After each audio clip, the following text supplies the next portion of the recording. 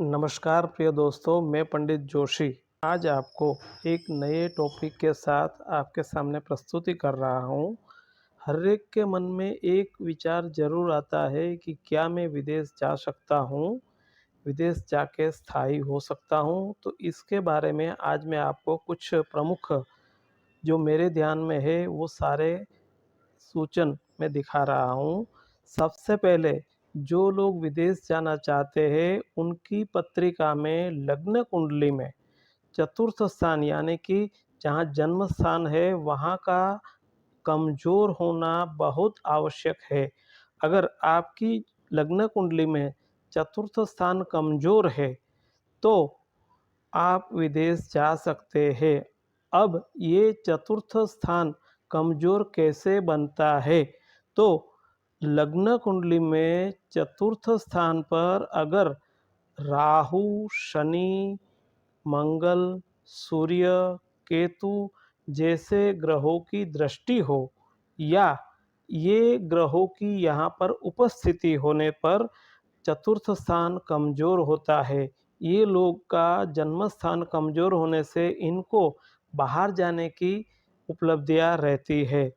दूसरा, लग्न स्थान से चतुर्थ स्थान यानी कि चौथे स्थान का स्वामी अगर कमज़ोर है, उसके ऊपर पाप ग्रहों की दृष्टि है या इनके साथ पाप ग्रहों की युति है, तब भी चतुर्थ स्थान कमज़ोर बनता है, ये लोग विदेश जा सकते हैं।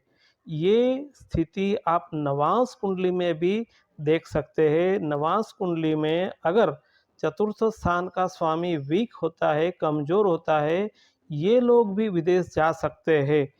चतुर्थ स्थान का वीक होना सबसे पहले या कमज़ोर होना सबसे पहले विदेश जाने के लिए प्राथमिक प्रायोरिटी या अग्रिमता रहती है। अब विदेश जाने के लिए लंबी दूरी की यात्रा यानी कि नवम स्थान आपकी पत्रिका में लग्न कुंडली का नवम स्थान यानी कि भाग्य स्थान जो लंबी दूरी की यात्रा देता है, इनका कनेक्शन 12वें भाव जो विदेश भाव कहा जाता है, इनके साथ होना चाहिए यानी कि 12वें भाव का कनेक्शन नवम भाव से होना चाहिए। ये भी एक विदेश का योग बनाता है।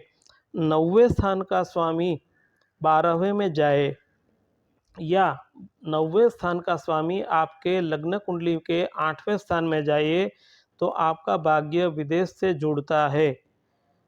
इसके अलावा चतुर्थ स्थान का स्वामी 12वें भाव में जाए या 12वें भाव का स्वामी चतुर्थ स्थान में आए, लग्न का स्वामी 12वें भाव में जाए या 12वें भाव का स्वामी लग्न में आइए, ये भी प्रबल विदेश योग बनाता है। अष्टम स्थान का स्वामी अगर चतुर्थ स्थान में जाता है तो भी चतुर्थ स्थान वीक होता है, ऐसे में भी बाहर जाने के योग बनते हैं। शनि, राहु, केतु जैसे पाप ग्रहों की उपस्थिति 12वें भाव में अगर है, ये लोग विदेश जा सकते हैं। नवम और दसम स्थान के स्वामी की युति अगर 12वें भाव में है तो भी आदमी विदेश जा सकता है। अगर महादशा या अंतर्दशा 12वें भाव के स्वामी की चल रही हो तो भी आदमी विदेश जा सकता है। 12वें भाव में स्थित ग्रह जो कोई भी है अगर उनकी दशा या अंतर्दशा चल रही है तो भी आदमी विदेश जा सकता है। तो विदेश जाने के लिए बहुत सारे योग ऐसे हैं जो आदमी को विदेश ले जा सकते हैं। ऐसे में अगर गोचर में राहु 12वें भाव से संचरण कर रहा है, 9वें भाव से संचरण कर रहा है, तीसरे भाव से संचरण कर रहा है, तो भी आदमी को विदेश योग बनाता है।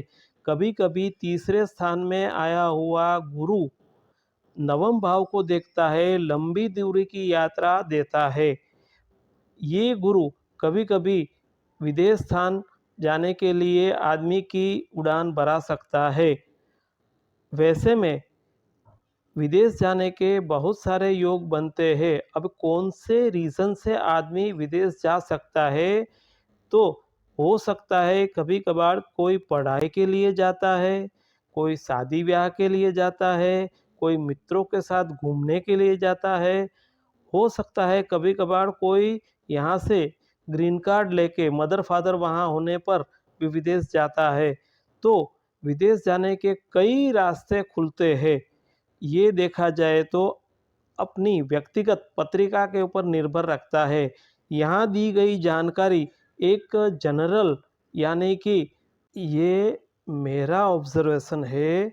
यहाँ जो दिखाए गए प्रमुख योग आपको बताए हैं, इनके अलावा भी विदेश जाने के बहुत सारे रीज़न्स या बहुत सारे योग हो सकते हैं। अगर आपको ये जानकारी अच्छी लगी तो आप आपके मित्रों में, आपके सर्कल में इसे साझा करें और हमारे चैनल पर अगर आप नए हैं तो इन्हें सब्सक्राइब करें और लाइक करें ताकि हमें प्रोत्साहन मिले कि आपको ये टॉपिक कैसा लगा, इनके बारे में कमेंट्स भी करें। हम आपको नीचे दिए गए नंबर पर कंसल्टेंसी पर मिलेंगे। अगर आप चाहें तो आप आपकी खुद की पत्रिका का विश्लेषण करवाइए। क्या आपकी पत्रिका में विदेश जाने के योग है तो कब जा सकते हैं? इन सारी बातों का विश्लेषण करवाइए। वीडियो अंत तक देखने के लिए धन्यवाद और देखते रहिए हमारा नया टॉपिक। तब तक नमस्कार।